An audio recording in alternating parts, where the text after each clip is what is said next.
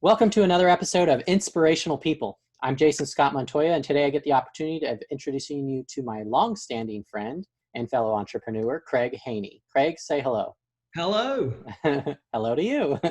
Craig is the founder and CEO of cablesandkits.com, a company historically focused on networking equipment and accessories, but amidst the coronavirus crisis has expanded its product portfolio to include safety products like masks and hand sanitizers. We'll dive into that a little bit later. After both of us moved to Atlanta, we got connected through our mutual attendance at First Baptist Atlanta Church. We quickly became friends and have shared life and work on and off for the last decade and a half. In my second book for small business owners, The Jump, Craig wrote both the introduction and the epilogue to set and reinforce the message of the book. But perhaps most importantly, we both love to watch movies. And be in them. Yes. So we were both an extra together on The Founder with Michael Keaton about the story of McDonald's. So now that, if you're like me and you also know Craig, you might be looking at this skinny man in front of me and wondering who he is. So, skinny man, what have you done with the real Craig, and where is he? Yeah, sure. Well, thank you, first of all, for having me. I really appreciate it. It's a lot of fun, and love our friendship and love the conversations that we get to have. And I'm really looking forward to today. If you do know me, you might say, yeah, this is a smaller guy than I'm used to seeing. Late last year, you have a video filter that's making you skinny. Is that what it is? No, here is an iPhone for reference. So it's late last year, I kind of had some stomach issues that kind of bubbled over, and I had to literally. Literally bubbled. That's right. And I had to go get them seen about. And through a couple of months of testing and this and that, I was diagnosed with Crohn's disease, which being the hard-headed person that I am, and I wouldn't say that I'm rejecting the diagnosis, but I'm certainly rejecting the traditional treatment of here's a lifelong prescription of medication that is an immunosuppressant. It just so happened that the diagnosis came right as the coronavirus stuff was heating up. And of course, the warnings were those most at risk include those that have a suppressed immune system. And I was like, well, I'm not taking, immunosuppressant drugs. So I've been working on natural remedies, seeing functional medicine doctors and looking at, the food that I eat and the supplements that I take as a way to try to get things under control. That being said, as I started that journey, it radically changed my eating as I discovered that through a test that I took that I was allergic or had an immune response, is the way that they word it, to dairy, eggs, and then to some degree gluten and a few other things. So I cut so many things out of my diet in an attempt to get healthy that I just started dropping weight, and I've lost 50 pounds in the last 5 months. And strictly from diet, or were you exercising as well? No exercise whatsoever. I could do an infomercial. You can lose 50 pounds with absolutely no exercise. All you need to do is get a good case of Crohn's. Yeah. But so that's I would not suggest that be the vehicle that people choose. Well, it's interesting that you kind of wanted to change your life and what I mean by that is, when I shut down Noodlehead and I went through my panic and anxiety and all that, there was talk of maybe you should see a doctor and maybe you should get medicine and da-da-da-da. And there was the sense of, okay, maybe that is a path, but if there's something I can do to not have to be reliant on those drugs and things I can take control of my own health in a way. And so that sounds similar to what I'm hearing. Yeah. I mean, I don't, one of the sayings that I have is I don't like mysteries. Yeah. I really like to figure out what's going on, what causes an outcome, whether it be in business or I remember one time I was standing at the office in my warehouse, and I turned around and there was a box in the floor behind me. And I knew that box wasn't there when I first walked up. I just knew it. And I said, where did this box come from? And the person that was standing with me said, I'm not sure. And we stood there for a few minutes figuring out what happened. And he remembered that, oh, you know what? I do remember somebody came and they sat it down and they got busy. And I said, okay, but I wouldn't move on beyond that mystery. I don't like mystery.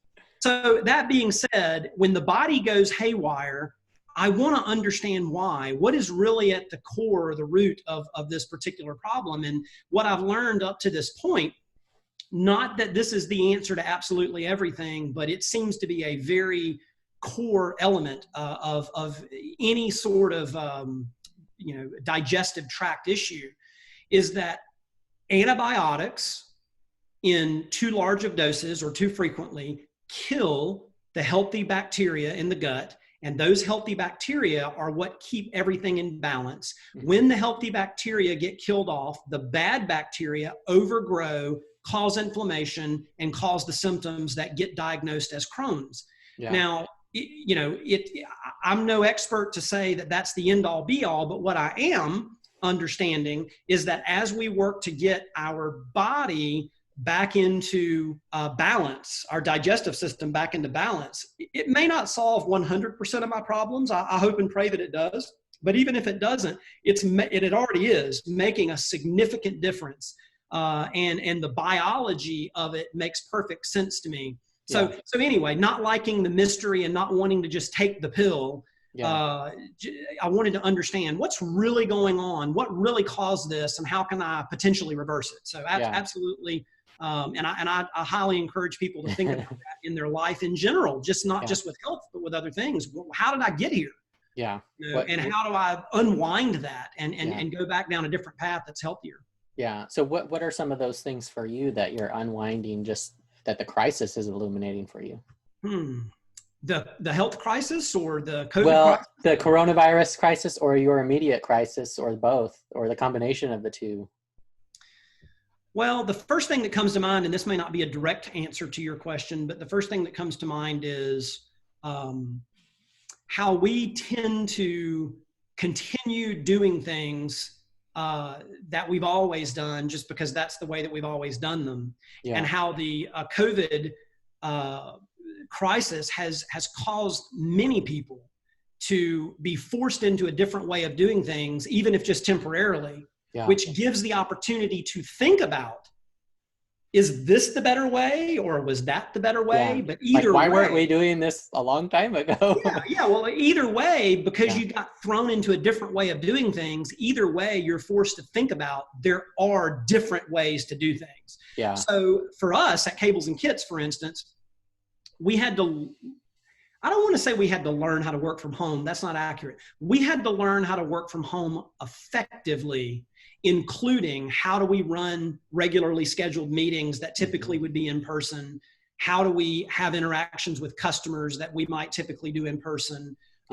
Those sorts of things. Once we worked through those things, like I'll give you just a great example of how everyone was working together on this, not just in our company, but the world.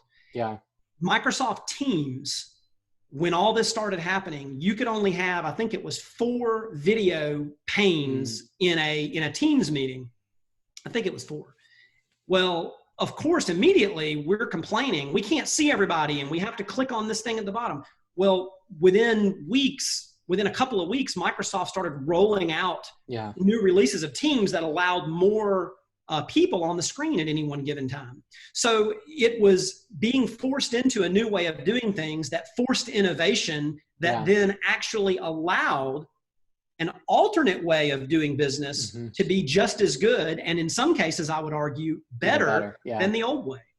So that's one example of something that's changed that came out of the pressure or the problem of COVID or like in my case with health, having the issue or the challenge of health has actually caused me to learn how to cook some more. And that's one positive outcome that I'm like, wow, I actually kind of enjoy this.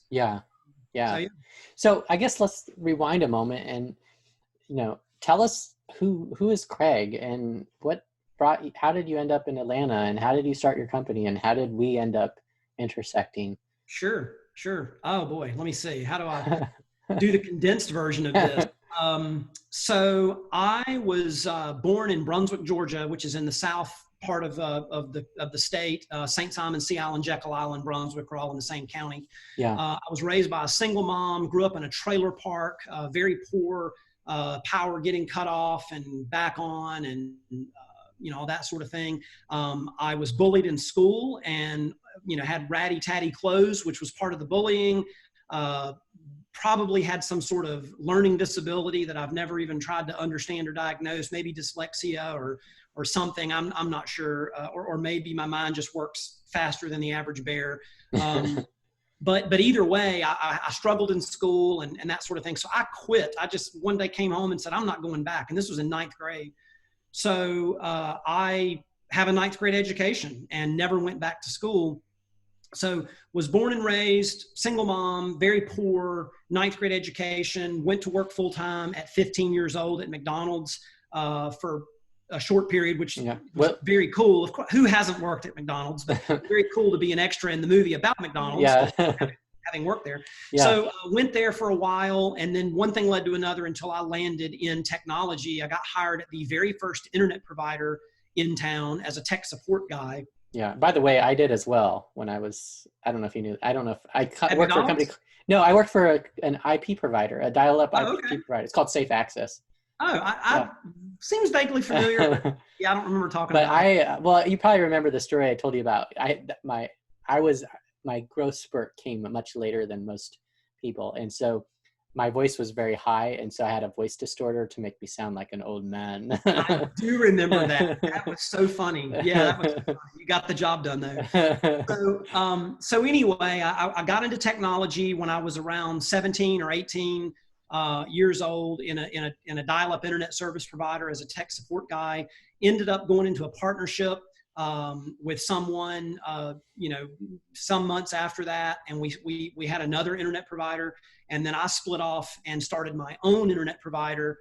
So I worked for the very first one in town, and then me and one of the partners of that one were the second one, and then I split off. Did you carry any customers with you, or did you have to start over? You kind of start over. But there might've been a handful that came, but honestly, back in that day, just like at the beginning of anything, it was a new thing, and it was tons of customers, tons of interest, and so it was pretty easy to add customers. I remember just a funny story for anyone that's listening that remembers the show Green Acres, which was a black and white show back in the I don't know what year it was in, but it was black and white, so 50s or 60s or something like that. There was a character named Mr. Haynie, and my name's Mr. Haynie. Spelled the same way? No, I think it's Haney, okay. And I'm Haynie. So, but anyway, and so he kind of had a funny voice, but he was a guy that had everything. Whatever you needed, he had it. And when I had my internet provider, I did some radio commercials. I did a lot of work for radio stations, and so I would trade work for radio ads. And I went into the studio one night and I recorded my own radio ad, and I was telling some customers at the internet provider about it. I said, yeah, I recorded this, radio ad. And I said, this is Mr. Haynie of Internet, and I'm here to, and whatever it was. And the customer said, that's pretty cool, but you remember that, or right, that Mr. Haynie was a crook. And I said, what do you mean? I said, well, everything that he sold broke. So, he had what you needed, but it never actually worked out. Yeah. And I was like, oh my gosh. So I didn't do the actual commercial, but it was really funny to, do. Just to intercede here, you've been running some ads for your company now. Is that kind of brought you back to that moment in history? Yeah. So because of the safety supplies business, one of the things that we did was we ran some radio ads here in Atlanta. We ran some in Dallas. I think we're on about 9 stations right now. Yeah. And we're looking at other stations in other markets. And yeah, when we first started doing the radio ads here, it was definitely brought back some fond memories of being on the radio. Yeah. Maybe it's time to bring Mr. Haynie back to the radio. Mr. Haynie, yeah. And people wouldn't even know what it is. I'd have to say, if you want to know why this commercial is funny, go to this one, go to YouTube. So anyway, I went to work, or had the internet provider. The .com crash happened around that time, and fortunately and unfortunately, I ended up going to work for a technology company in Virginia. I wasn't there very long before the entire office got laid off, as the technology crash really heated up. But one really cool thing about that was I had never left the state of Georgia except to go to Florida in my life. I was offered this job and moved to Virginia. So I'd never been, well, maybe I had been to South Carolina for something, but but it never really been anywhere outside of that. So I moved to Virginia. 20 days later, they had me on an airplane, which I had never been on before, not a commercial. How old were you? 21, I think. Okay. So I had been on a small plane with my brother once, but I'd never been on a commercial airline. So 20 days after I moved to Virginia, I was on a plane to Morocco to do a software install. And then from Morocco to Croatia to do another software install. And I was gone for a total of 20 days. Come back to the US. And then some weeks later, they sent me and 2 other guys to Israel for 6 weeks to do software training on the new platform that they were developing. So, born and raised in South Georgia, really never left my hometown very much. And then all of a sudden I'm in Virginia, and then all of a sudden I'm in Morocco, Croatia, and Israel. And that was a huge just culture pouring in of understanding the world outside of this country, which I've traveled internationally several times since then. And it's a very neat thing to have lived my 20s and 30s with the knowledge and experience of having been international. But so anyway, laid off from that company as the .com crash heated up. That was in 2001, and then moved to Atlanta and took a sales job selling computer components because it was the only job I could find. 9/11 happened. Which I remember, as a lot of people, I remember exactly where I was. And can you believe it's almost 20 years ago? I know. It's like, and I remember it like it was yesterday. Yeah. So I ended up falling backwards into buying and selling pre-owned Cisco networking equipment. I had the dial-up internet provider that had shut down, and I skipped that story. Glad to tell it later, but part of the .com crash business, but internet provider shut down. I had this networking equipment remaining, and while I was working the sales job, I'm attempting to sell it.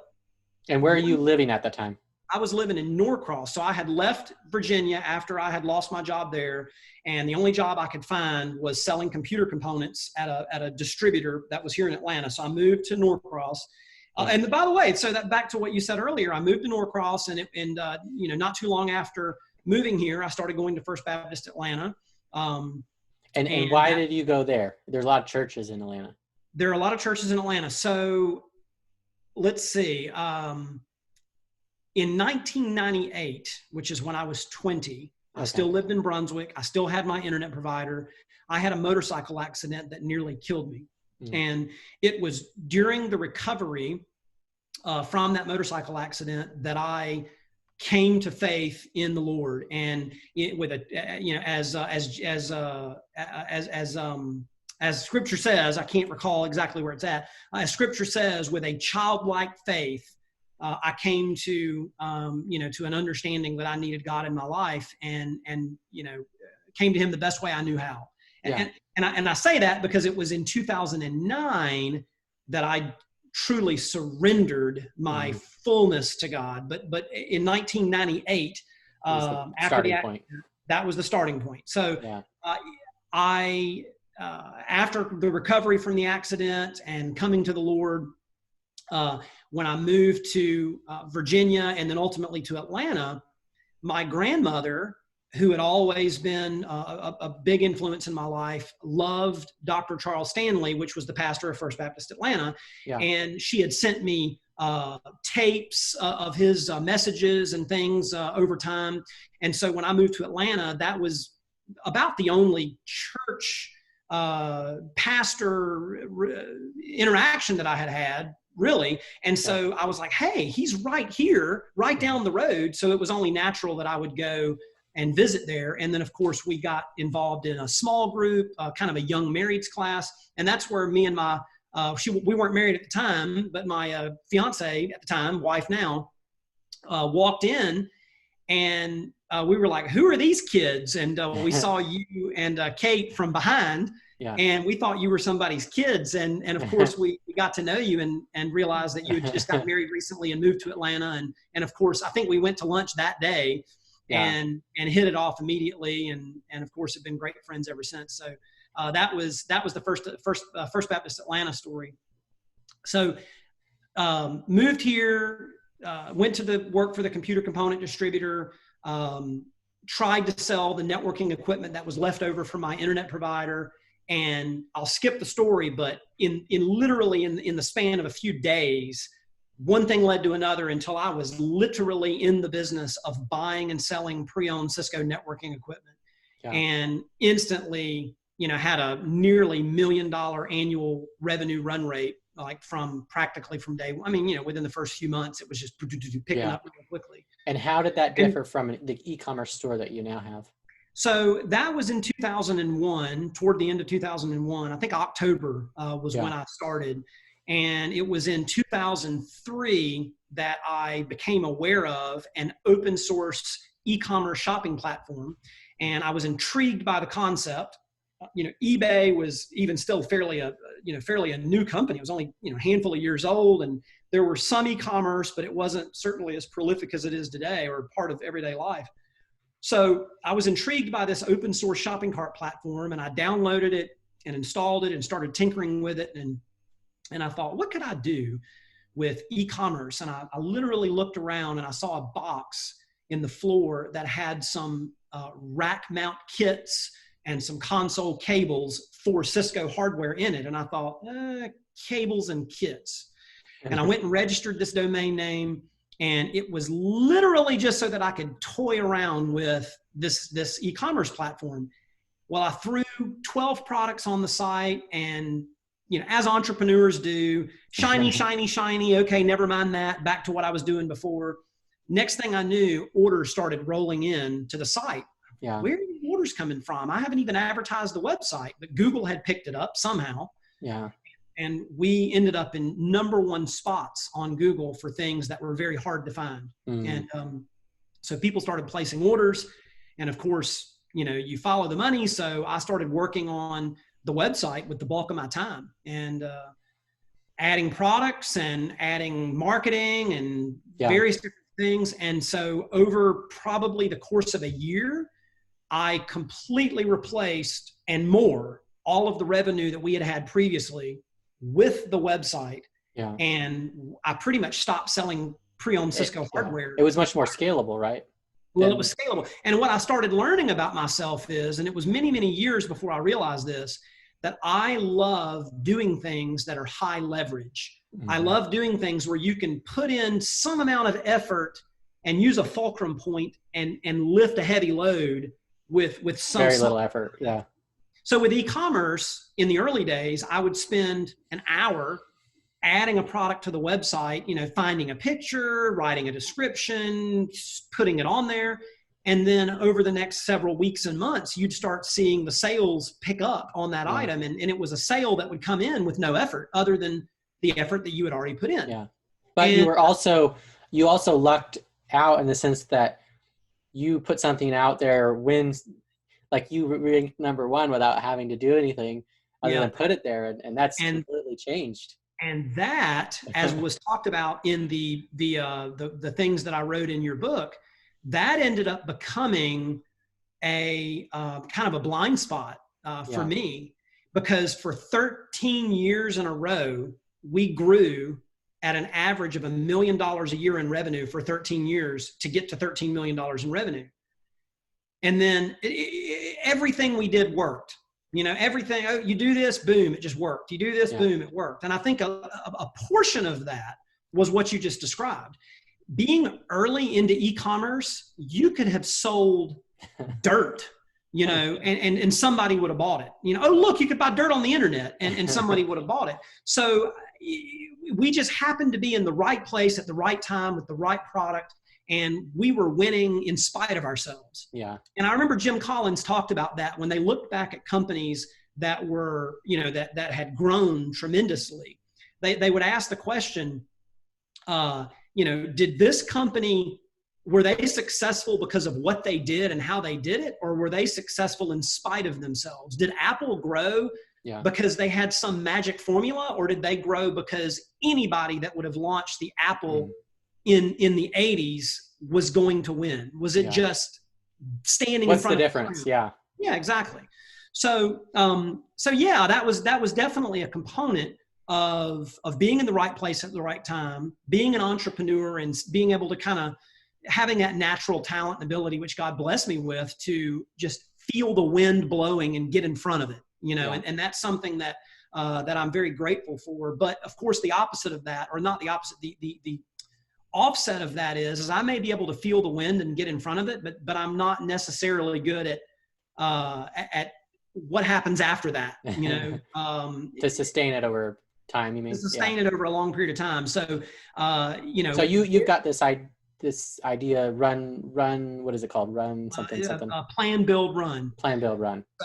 So the plan layer is what exactly is it that you want to do? Where should this particular idea go? What is the vision? What are the steps to get there? Let's map the thing out. And then the build is the project management component of let's actually build this and see it launched. The run layer, which is the thing that I'm not good at doing. I'm good at seeing the vision of how the run layer should work, but I'm definitely not good at doing or managing the run layer. Is the trains running on time? Boom, boom, boom, boom, boom, boom, boom, boom, boom. Something happening every time the same way without fail. But how do you reconcile that? Because you talk, when it comes to your morning routine, you're running that pretty well. So how do you reconcile that with the disconnect that it doesn't necessarily translate in other areas of life? Well, so my morning routine, just to that, I may get up at different times depending upon, where I need to be and when I need to be there. But, we've joked that when I dry off after a shower, it's literally the same exact way every time, one arm, the other arm. I tend to reduce repetitive things down to a process that is easy to do on autopilot. Yeah. But if you could outsource that, would you? Well, that sounds like the 1930s. Rich people would hire people to bathe them.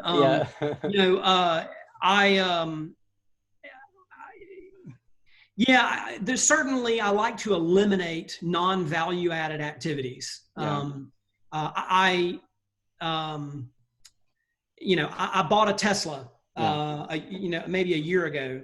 And part of the reason that I bought it, part of the reason that I'll say I enjoy it is when I come to realize that I back it into my garage and I plug it in and I never, ever have to go to a gas station ever again. That didn't really sink in at the time that I bought it. But now that I have realized that, I'm like, wow. So if I'm in my wife's car and we have to stop at the gas station, I just sit there and think, this is unsafe. I'm handling a flammable liquid. Somebody could rob me. There's all these things that could happen that with an electric car, and I'm not an environmentalist by any means. I literally bought the car for convenience, for cool factor, and because it's really fast. That's why I bought it. But I realized that with an electric car, like I literally eliminate having to stop at a gas station, having to handle flammable liquids, having to be at risk of potentially being robbed or somebody running me over because I'm standing outside of a car. Yeah. And I'm like, you never think about these things. So I like to eliminate non-value added activities, where possible. I'm not fanatical about it. It's just that if I see a better way, then I'm like, hey, that's better. I don't have to do that anymore. Yeah. So back to your question. In my personal life where I find the opportunity to make those changes, I definitely will make them, or I'll make something efficient or more repetitive or mindless. But in business, I will see it. I'll see how something could be put on autopilot. Yeah. And I usually, I'm the plan kind of visionary, and I'm the build. Yeah. Maybe how can I build something and wire it? But I am not I'm going to run it every day person. So I'll go into the shipping department, and I'll sometimes go and I'll QA orders, check them for quality and, all that, or I'll pack orders, or I'll do various different jobs from time to time just to help out. And also just to get some exposure to how things work now in the business, because maybe it's been a while since I've been exposed to it. And when I do that, if I'm QAing orders, sometimes I even make mistakes because I'm not a detail-oriented person. But what happens is it gives me the opportunity to look at how it works And I will immediately say, wait, this is not efficient. This could be faster. We need a different color bin for these different order types. I need to buy an automated tape machine. I'm really good at seeing how to automate or make something more efficient, but I'm not really good at the run it. So does that create a tension if you're on the build side, when you're talking about people that are on the run side?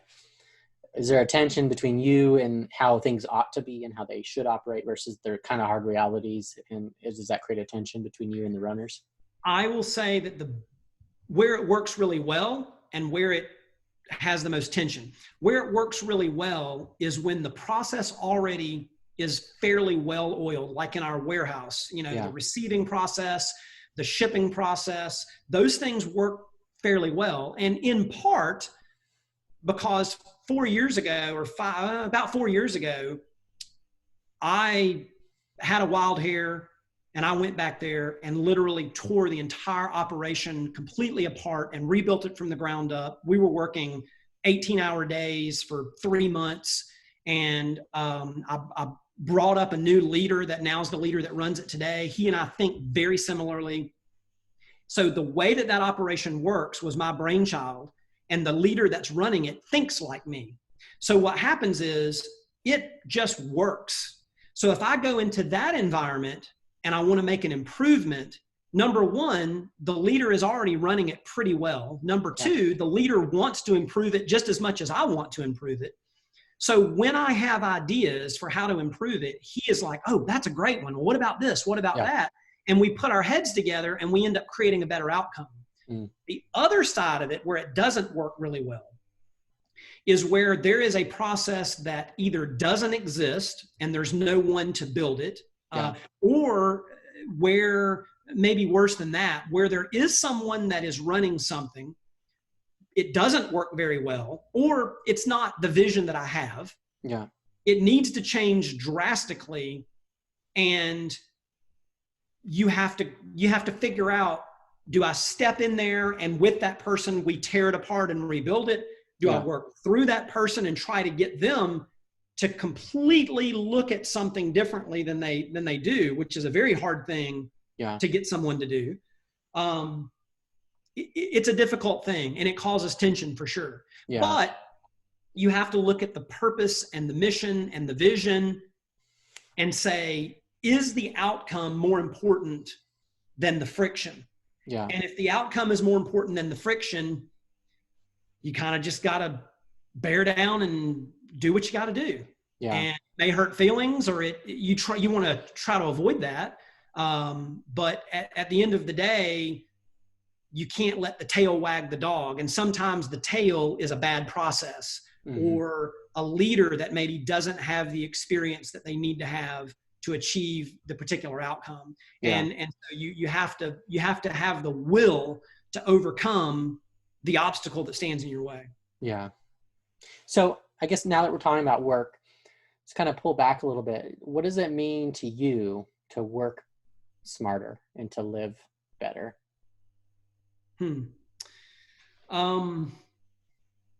Well, the first thing that comes to mind is, as far as work smarter, is you've maybe heard the term, sometimes you can't see the forest for the trees. And the idea there is that if you're too close to something and all you're doing is just busy, activity, sometimes you can't see because you're in the middle of it, in the thick of it.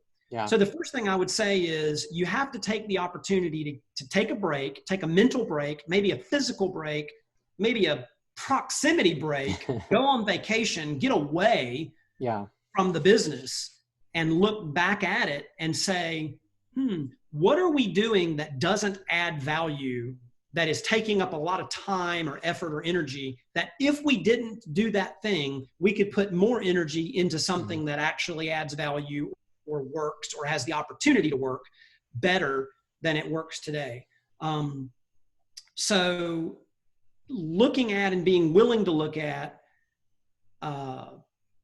we need to make a change here, but you can't look at those things when you're in the middle of it. So being disciplined and willing to get outside the business, even if it's just for a few days, and clear your mind and then look back in and think about how do we make some changes here Well, and how do you balance that with new stuff? Because I mean, new always seems like it can make it better, but sometimes it can be a distraction, or the transition to the new thing could be more of a cost than just sticking with something that's not perfect.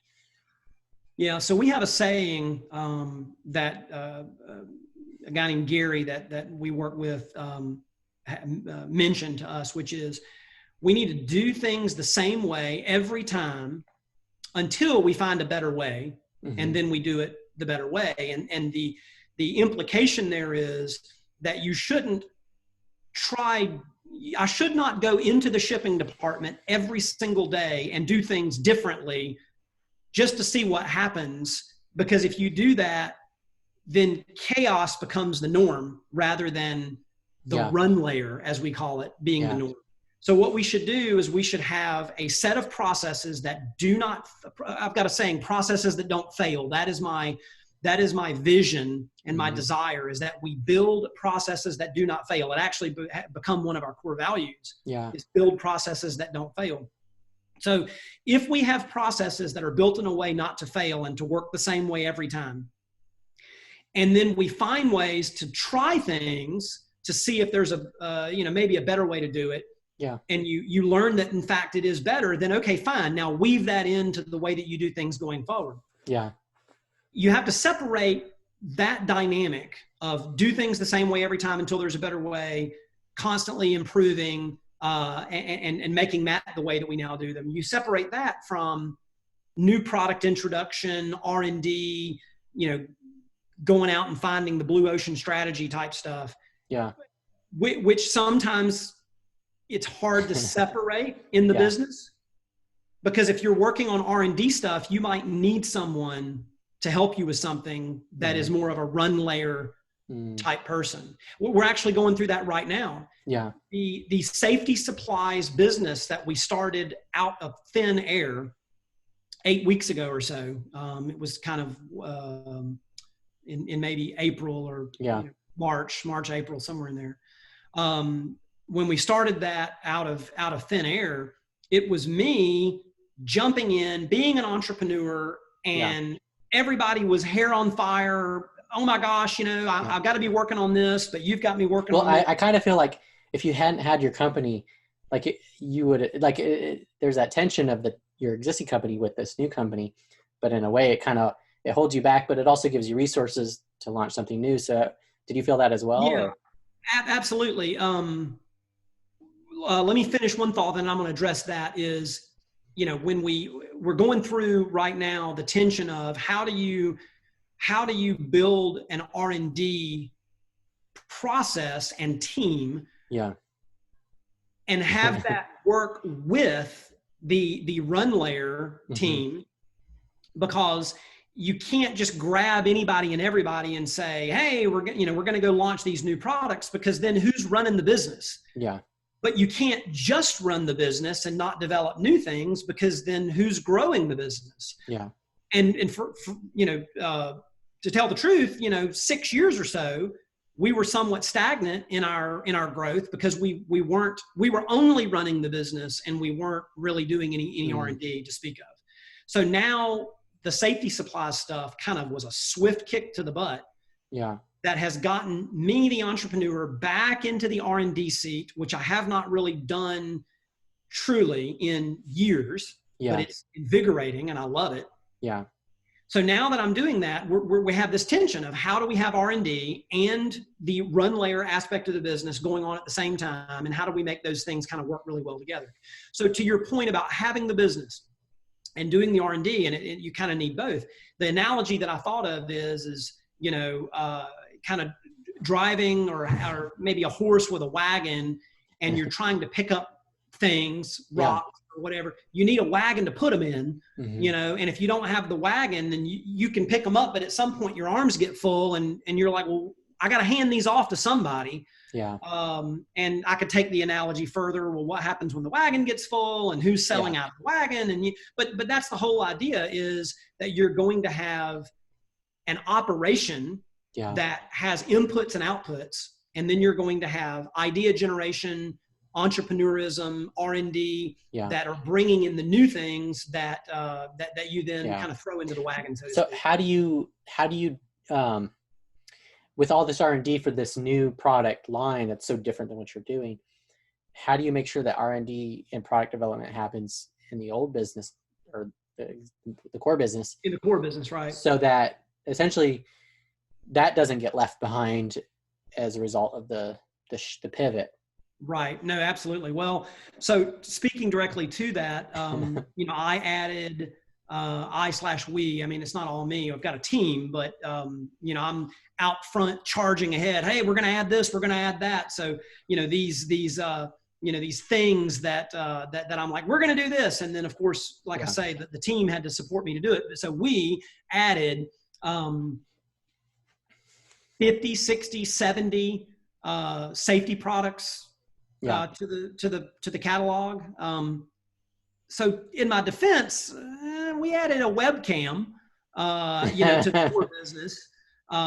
But yeah, so the question is, how do we make sure that we continue perpetuating the concepts of the core business while we are and I guess to even kind of take that a little further, the other thing that comes to mind is, the world has changed and it's changing dramatically, and it could change even more dramatically than it has. But what if these giant office complexes that we're so familiar with, that changes that those even exist, or that how they're done is different. That obviously affects some of the type of things you sell. So, and what would you kind of add that as another complex layer on top of what I asked? Sure. Well, so I think that the answer really addresses both. Yeah. And the answer is, we have this concept of a 3-pillar approach to how you build and run a company. Mm-hmm. And the 3 pillars are product management, marketing, and channels. Yeah.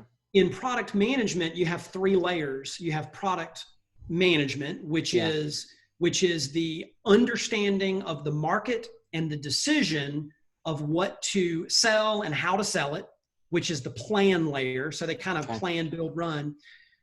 The next level down in product is product marketing. Okay. And product marketing, which is really kind of the direct answer to the questions that you asked. Product marketing is ownership of a select group of products by an individual. Yeah. They're responsible for growing the revenue and the profit and managing the inventory of that group of products. Yeah. And that's something that we, other than doing it somewhat intuitively and entrepreneurially in the early years, we really haven't done that. And that's what over the last year we've been trying to build is product management. So then one level down below product management is product development. Yeah. So those 3 things are together what allows us to say, what does the market that we're serving need? Now that we have these products, how do we manage them well from a competitive perspective, pricing, content, marketing, sales channel interaction? And then what are the new products that we need to develop to serve this group of customers that we have chosen to serve? From a marketing, well, go ahead. Well, just real quick, I'll do these fast. From a marketing perspective, that is, who are we as a company? How do we represent ourselves to the world? And then the execution of that also has a plan, build, and run. And then channels, for us today, we have an e-commerce channel, we have a direct sales channel, and we have a marketplaces channel. Each one of those has a plan, a build, and a run. Yeah. And so when you have product, who do we serve and what are we selling them?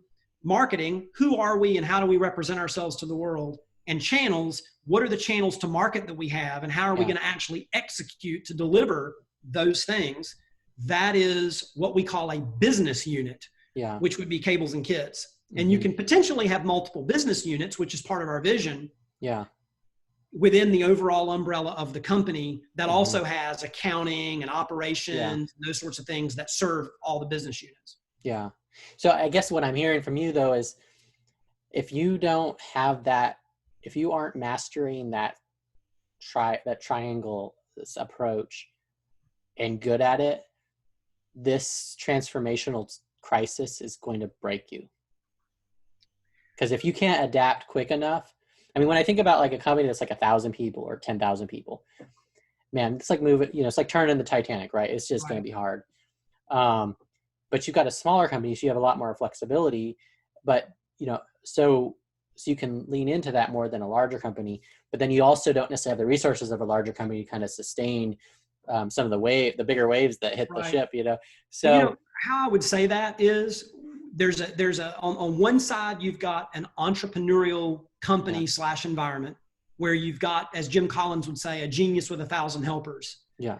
Then on the other side, you have a mature company that has leadership, that has, roles and responsibilities, and everybody knows what they're doing. And there's a mechanism, a machine, a flywheel that every tooth on the flywheel is being pushed with intentionality.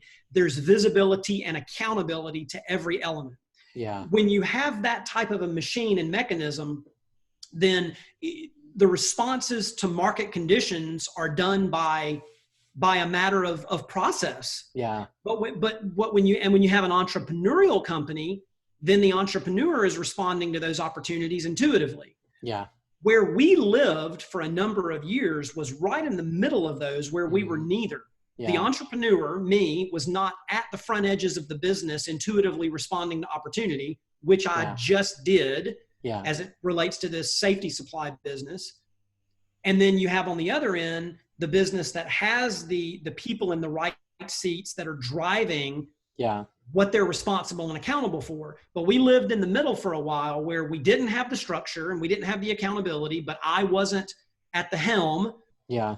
And so we're like, what are we doing? What are we doing? And it didn't really go anywhere. A business like that could very easily die. And to be honest, at the beginning of the year and with the coronavirus stuff, the core business dove in its revenue. Yeah. Which is what kicked me in the butt to say, I've got to be the entrepreneur. I got to do something here. Yeah. And so I took the safety supplies as an opportunity, in part because it was an opportunity, and in part because customers were legitimately asking, can you do something about this? We need these products. We need hand sanitizer. We need face masks. Can you do something? And at my nature, I'm a problem solver. So of course my answer was, I'll figure something out. And then I like high leverage. So when we figure it out, well, of course you want to do more of it. Yeah. Yeah. And so the next thing you know, Bob's your uncle, we've got, last month, 40% of our business was safety supplies. Yeah. 40.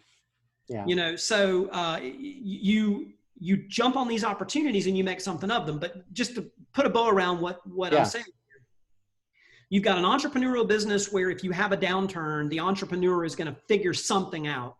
Mm-hmm. Then you have on the other end, you've got a flywheel methodology where you've got people that are responsible for a variety of different things, including the product management, which means this person is compensated for and responsible for understanding a group of customers and their needs and responding accordingly.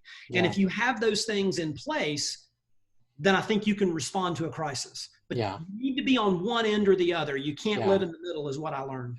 Yeah, and I think the other thing that comes to mind is that as we can get complacent in the business with success or even arrogant or prideful or whatnot. And so the crisis has a way, I think about Apostle Paul talks about the pain in his side. He sort of loves it and hates it, but it's kind of a good thing for him in the long run because it kept him focusing on what mattered. And I think as entrepreneurs, we're always facing these crises. This just happens to be a bigger one that we're all facing at the same time. Well, I'm glad you said that about Paul. He said, 3 times I prayed for you to take this from me, but you said my grace is sufficient. And I'm paraphrasing. Yeah. When we started losing revenue at the first part of the year, prayer was certainly part of our solution is, Lord, what would you have us do here? And of course we said, please bring us revenue. As we found ourselves several weeks into safety supplies, working all kinds of crazy hours, there was 3 days in the last 6 weeks that I never went to bed. Yeah. I literally worked, around the clock. 6 o'clock in the morning comes around, I'm still working. I tried to lay down, couldn't go to sleep, mind racing, get back up and keep going. There's others in my team that, they're working till midnight, 1 a.m. I mean, crazy hours. I mean, we were all really just putting in massive amounts of time. And it was about 3 weeks in that somebody said, I forget exactly what they said, but their feeling or their expression was, what's going on here? You know, this is a lot. This is hard. This like is overwhelming. Heavy. Overwhelming. And my response was, we prayed for revenue and we have it. You know, it just looks different than we expected. It looks different. And so the back to your point about what Paul said, you know, I have this thorn in my side, which, you know, some people, it's not clear whether he meant it was literally like, did he have a hip problem, a back problem, or was it emotional? Was it temptation? We don't know what it was, but it was something that nagged at him. And so he said, I asked for the Lord to remove this from me, but ultimately my grace is sufficient, which is a way to say, you need me, and I want you to know that you need me. And so that's daily. That's one of the things that happened to us in this is, not that we didn't know that we needed him, we did, but it was really good to be able to exercise that, to say, Lord, this is your business. We are stewards. What exactly is it that you want to happen here? If you want this to just go away, fine. If you want us to be successful, fine. But your will be done. You know, what can we, you know, what do you want us to do? And what ended up happening was, you know, heaped on our head was safety supplies business, which of course we grabbed and run with. So on that note, you know, you're leading a team, you have a family. You know, my experience with you is you kind of reached out a hand my way when I was facing a personal crisis and got together with me weekly for several years. And, you know, Christ calls us to disciple others. So what does mentorship mean to you? What does discipleship mean to you? How do you bring your team along? How do you lead others? Let's talk about that a little bit. Sure. Well, I will say that, you know, everybody that aspires to do something noble, maybe I'm reaching when I say everybody. I would suspect that most people that aspire to do something that would be considered noble or good or helpful can be overly critical of themselves about, am I doing this right? Am I doing it enough? Am I structuring it properly? Blah, blah, blah. So for a number of years, I've wanted to help other people, and I've had people that have mentored me or that have been counselors or in the faith or in business, and so I've kind of learned from that. And I'm like, okay, I want to do this too. I want to be helpful. Just one thing too is as you get to a certain age where it finally clicks. I'm a lot older than some people, and I actually do have something to offer. You know, you kind of doubt yourself for a while. You're like, part of that is looking back at our 22-year-old self and going, what was I thinking? But so you get to a point where you say, okay, first of all, I actually do have something to offer, and not in a prideful way, but just people are asking me for my opinions. I'm giving them, and it appears to be helpful. There's something here. Let me keep doing this. But then you can start thinking, well, okay, I need to find 5 people, and I need to set up a weekly this or a daily that. And you can flood your carburetor, thinking about all the ways that you could or should be doing it. Here's the point. You just walk in the light that you have and trust God to bring you who he needs to bring you, and be available as you can be available. And it's going to look different in different seasons. You may have someone that you meet with at some interval. You may have a small group that you attend that you may then lead. You may have something that you start. Ecclesiastes talks about seasons. You know, there's a season for everything, a time to live and a time to die and a time to, all of that. So there's seasons. So if we first seek the kingdom in our hearts, and we seek to bring glory and honor to the Father in our thinking and in our actions, and we choose to be servants, then he will bring us opportunities where we can be an influence in someone's life in the way that would be helpful to them. That's a broad response to what you're saying. You may have a more specific question, but that's kind of my attitude about it. Is instead of trying to be super prescriptive with how I go about interacting with others, I just look for the opportunity as it shows up. And I guess, is that different in terms of maybe with someone that you're friends with versus your employees who are looking to you in this time of uncertainty going, there's a storm raging around us and they're dealing with that anxiety? Is it different, or is it the same? No, I would say it's probably very similar. If I had a friend that called me, or that I saw, and they, conversation came up, or I feel prompted that maybe there's something I need to ask, I'll do that. If I'm at work and a similar situation happens, I respond very, very similarly. There was someone that walked in to a room I was in recently, a few weeks ago, and he had some concerns, and I stopped what I was doing and listened, and started engaging, and it was probably nearly an hour of conversation. Yeah. It wasn't planned. It wasn't whatever I was working on got pushed back, but that's okay, because relationship matters. We're here for one another. Whatever it was that I was working on, I don't remember, and I won't remember, but I do remember the conversation, and that person reached out to me afterward and thanked me. They also will remember the conversation. So I think that whether it be a convenience store clerk, or a server at a restaurant, or your brother, or your friend, or your neighbor, or your coworker, your boss, we all have something to share. Yeah.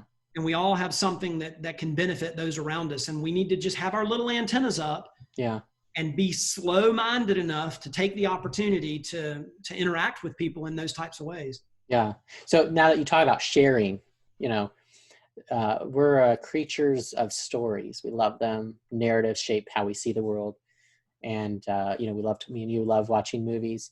So what's a narrative, a story, a parable, a movie, a show that has shaped you, and how can they help us through this storm that we're going through? I know you've been watching some Star Trek, so anything there or elsewhere? Let's see. A narrative that would come from a story. Yeah, story. That has impacted you or shaped who you are. Nothing is springing to mind. I'm sure there's something in there somewhere. You talked about Star Trek, so I'll use that one just since it is recent. So, just a little backstory. I grew up watching Next Generation, and when Picard came out, when I heard about it coming out, I got very excited, and I watched Picard, and then I learned of Discovery, and I watched Discovery, and I got all caught up, and I was like, you know what? I've never seen every episode of Next Generation. Okay. I've seen most of them, I'm sure, a lot of them, but I probably have never seen every one of them. So I wanted to go back and watch them all, but then I thought, well, wait a minute, you know what? I'm working from home now. I'm working at night. I usually turn the TV on and work and watch and a little bit. I said, I've got maybe some capacity here. Let me go back and watch the original Star Trek series and then build up from there. And I'll watch that one, and then the movies, and then the Next Generation, and all of it. And so I have been watching the original series, and there are some lessons to learn in watching some old shows like that, especially an old show that attempts to paint a picture of the future. Yeah. They referred to World War III as happening in the 90s. Yeah. Discovery referred to it happening, I think, in 2050, if I remember correctly. And in both cases, they projected it 30 years out from the film date, or from that era. Yeah. So it was just far enough out where you could kind of imagine it happening. But anyway, that's just a little side story. But the point is about me watching Star Trek is it's neat to see how they were unencumbered by Earth. They were unencumbered by America. They were unencumbered by the laws of the land and the customs and all of that sort of stuff. In fact, if anything, their customs were a blend of whoever was on the ship, which is not as is not as extreme in the original Star Trek series as maybe as it would be in Discovery or some where they had more races, or not races, but alien species. Species, yes, what I was looking for. More species on the ship. But they were explorers, Yeah. and they would find themselves in these situations, and and how did what was their interest and their curiosity, and they wanted to help people, or they wanted to learn things, or whatever the case may be. So that was something that's interesting, just in thinking about, like, when I watched that show, thinking about how wherever we find ourselves, wherever they found themselves, not necessarily being tied down to what we're used to thinking, feeling, or acting, but being curious and having a desire to help others that are around you, was, maybe not what you were looking for, but that's the first thing that comes to mind just watching Star Trek anyway. Yeah. Well, so how can stories help us through this crisis? And how? Yeah, I mean, I love analogies and putting things in word pictures and that sort of thing. What I've learned about myself is just like what happened when I'm put on the spot. I can't necessarily always come up with one, but in the middle of talking, usually something will come to mind and I can make a movie. Pull it in. Yeah, exactly. So I definitely think that the stories can help us, because when we can look at something through the lens of a TV show or a movie, and we can see how that particular character struggled with something that certainly wasn't exactly like what we're going through at any particular time, but it's analogous enough that we can see the meaning in it. Yeah. It's almost like a good friend just saying, well, have you thought about it like this? What if you lived in another place and da, da, da, da? You can see that in these movies. Yeah. Which, by the way, not to take a sharp left turn here, or right turn, or whichever way you pull the wheel, but that's why I think that it's really important that we think about the types of movies and shows that we choose to watch. What is the agenda of the show or the movie? Because it can pull our thinking into a positive direction, or it can pull our thinking into a negative direction, or a self-centered direction, or a devious, or a sinful direction, or it can pull us into one that's positive. Because when we do see these examples in movies or in shows, it influences the way that we think. Yeah. So, interesting. Yeah. So let's wrap up here. Life is hard, work is challenging, but it's also prosperous and joyful. And so there's this tension. As we go through this journey we call life, what are your parting words of wisdom for us? Well, I kind of touched on this earlier. I think that it's really important.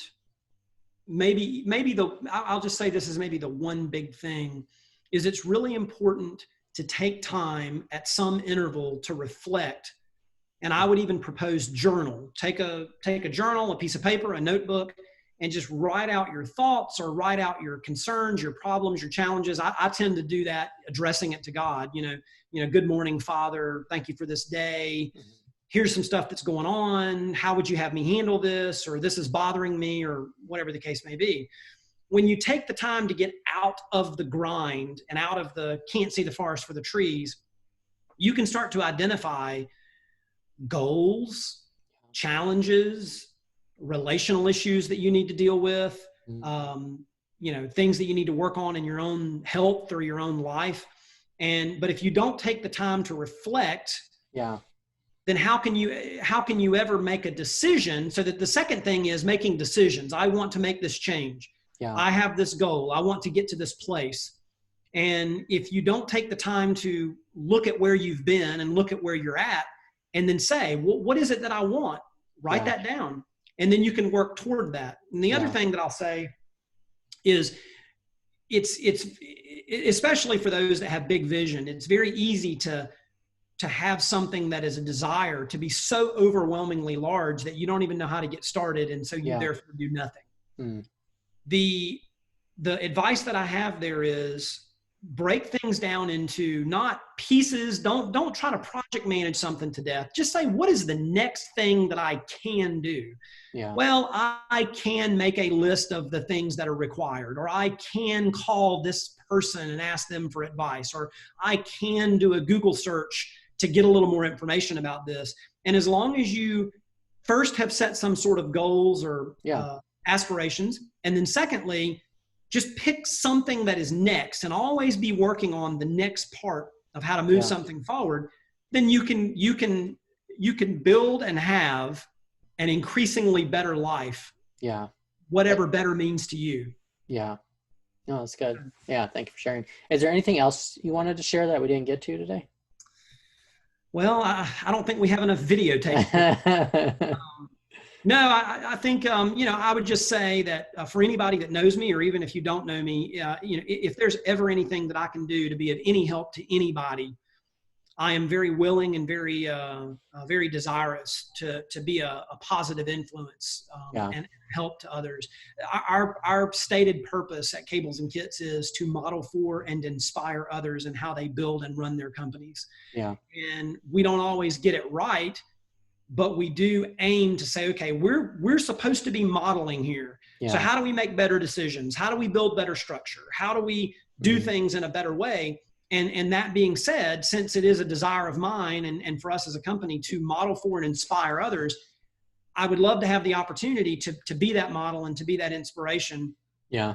And sometimes it's just an encouraging word or a piece of advice. So feel free to, if I can be of help to anyone, I'm glad to do that. Yeah. And so how can people connect with you? How can they learn about what you're doing, the business? Give us the links and probably stuff. The absolute best way right now, and it could change at any time, is to email me at ceo@cablesandkits.com. Yeah. And the reason that I've got other email addresses, but the reason that one is important to use is because it's one that goes into a certain box, and I pay hyper attention to, this is outside people emailing me, asking me questions. So I tend to look at that through a different lens than I do my big, fat, clogged up inbox of who knows what's in there. Yeah. Now, what about like social media? Is there if someone wants to reach out in that, is there a channel you prefer there? I'm pretty bad at social media. I have LinkedIn. I get dozens of messages a day, most of which I don't even look at. I would not recommend social media as a way to engage with me. If you want to get in touch with me, I definitely recommend email. Now, okay. And now if someone wants to buy some masks, where they go? Cablesandkits.com. And we definitely, not only have we responded for the time being, but we have a plan to solidify that as a long-term, either a category of our business, or if it becomes substantial enough, we'll peel it off into a separate business unit with a new company name. Yeah. But we're really good at sourcing and logistics. And so there's really no reason for us not to stay in that now that we've spent the time and skewed the products up and have the sources. So if we can be of any help on those things, or if you have new product ideas, we'd love to hear about them. We'll be glad to help you in any way we can. Cool. So you did remind me now, there's one thing that one of the things that triggered me to even want to interview you, and I completely forgot to ask you about it. So the daily CEO updates. Oh yeah. So I love that you started doing that, and I imagine that's evolved over time. So tell us about that, what it is, how it works, how you're involved with it, and let's close with that. Sure. Yeah, I'm glad you asked that. I had not thought about that, but that's a great thing to talk about. So I don't know how to put this into words. Maybe dance for us. Yeah. So for a number of years, I had found myself behind the scenes in my own company. Yeah. And the thought of being out front in videos or interviews or anything like that was intimidating, not because I'm afraid to be outgoing, because I am an outgoing person, but because I was so far removed from it that it seemed foreign to just all of a sudden be out front, even though typically when you think of a CEO, you think about them being out front, but it was a foreign thing for me. So what happened was when the COVID stuff started, we were getting updates from several sources that were just showing up in our inbox. And it was like, wow, these updates are really good. And one of those updates was from a law firm that we work very closely with. And they were very concise and to the point and, kind of bullet pointed. And I just had the idea one day, I bet our customers would really like to see this, because I really like to see this. And so I said, well, what if I emailed them out every day to our customers? So I talked to our marketing guy and I said, hey, listen, what if we put together a daily email from the CEO and I'll put these bullet points in there. And so we put that together, and that very first one that we sent, well, the first one that we sent was one thing, but then the second one and the third one where you're like, I'm emailing my customers every day. Yeah. Somebody's going to murder me in my sleep. But we did it. And every day we put the updates in the email. And then at the top of the email, I would say, hey, how can I be praying for you? Hey, here's what we're doing as a company. Hey, customers are asking for this. We've added this product.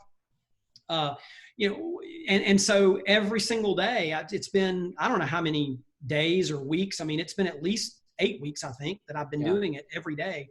So I write this email every night. I start about 10 o'clock, and I usually work every night. Since all this stuff started, my work schedule has changed dramatically.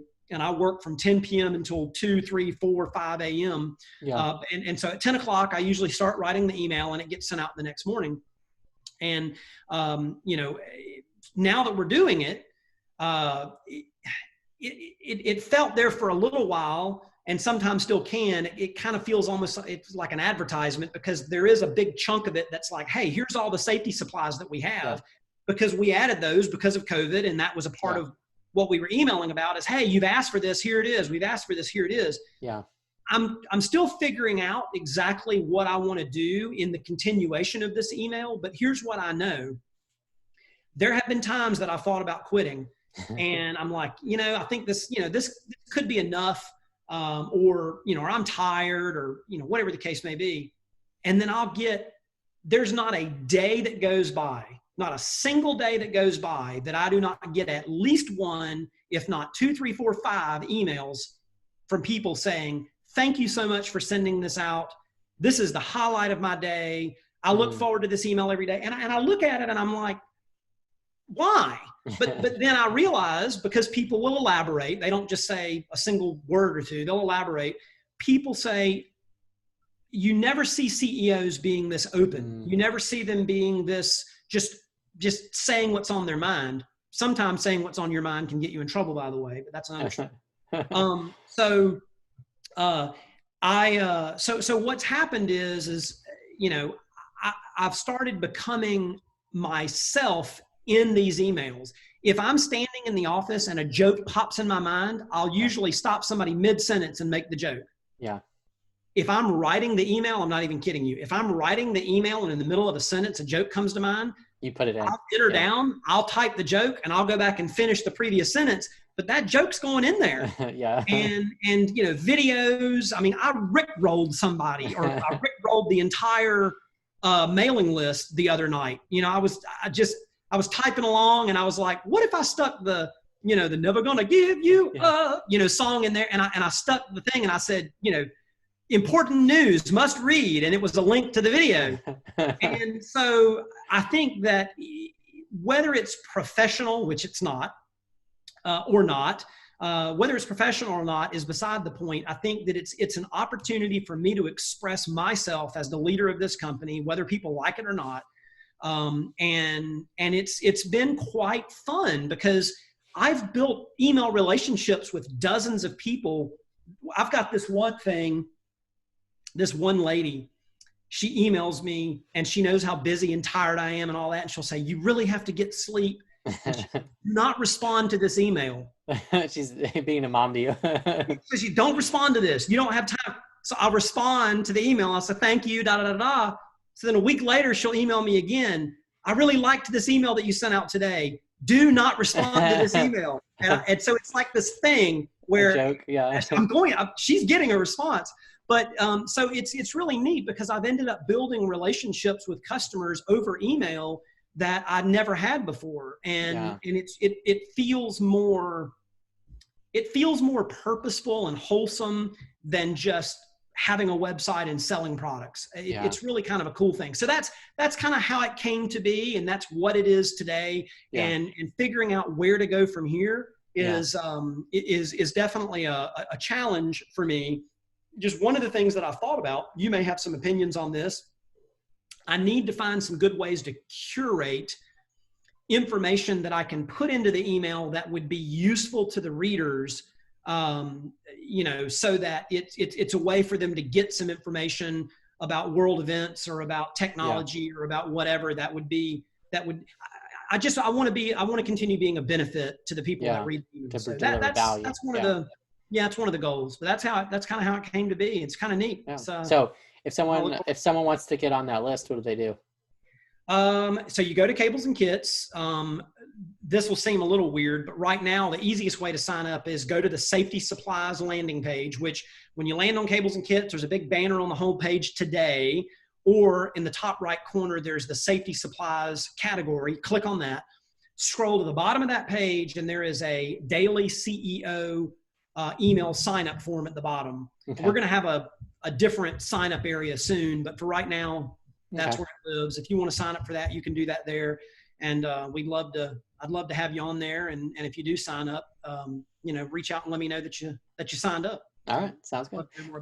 Well, thank you, Craig, for sharing your life with us and for all that you do for me and others. And thank you. Well, thank you for having me. It was really a blast. Yeah. All right.